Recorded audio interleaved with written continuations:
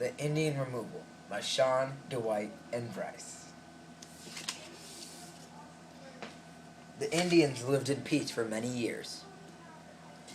Then, President Andrew Jackson decided they wanted to open up more land in the West for settlers and farmers.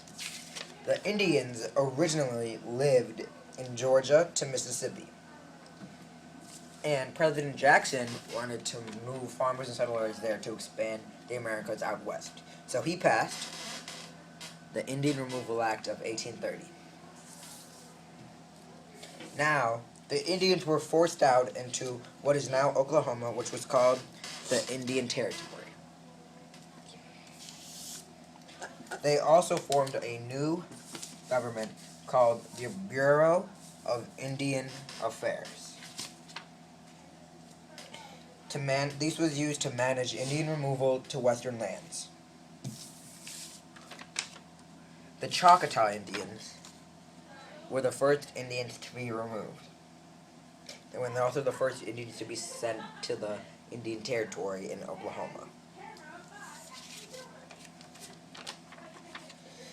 Federal officials in charge of the move did not provide enough food or supplies to the Choctaw. More than 1/3 of the Choctaw died of cold, disease, or starvation.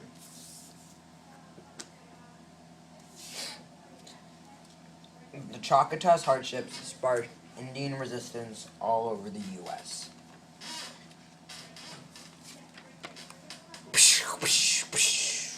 This sparked a lot of wars.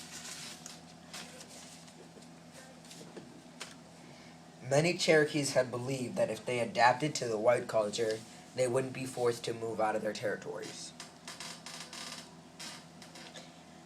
A Cherokee named Sequoia used 86 characters to represent Cherokee symbols to create a writing system for their own complex language. The adoption of white culture did not really help, because gold was found in Georgia on the Cherokee land.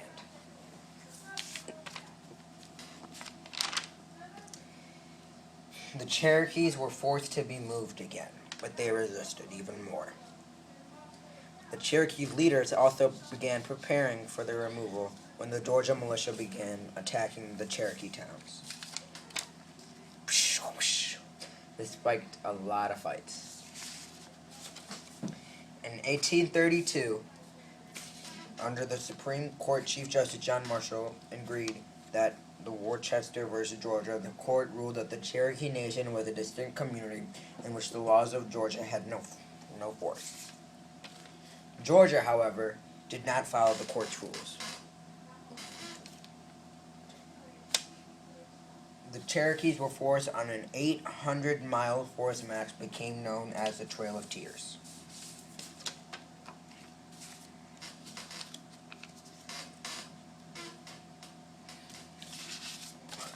Over 18,000 died.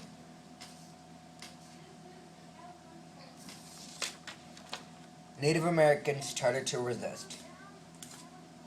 A Chief Blackhawk, the leader of the Fox and Sauk Indians, decided to fight rather than to leave Illinois.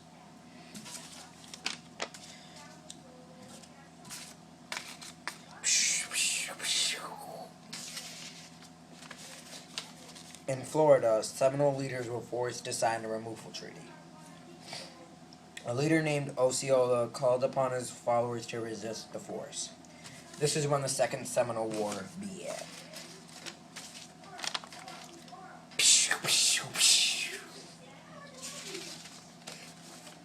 More than 4,000 Seminoles were removed and hundreds of others killed.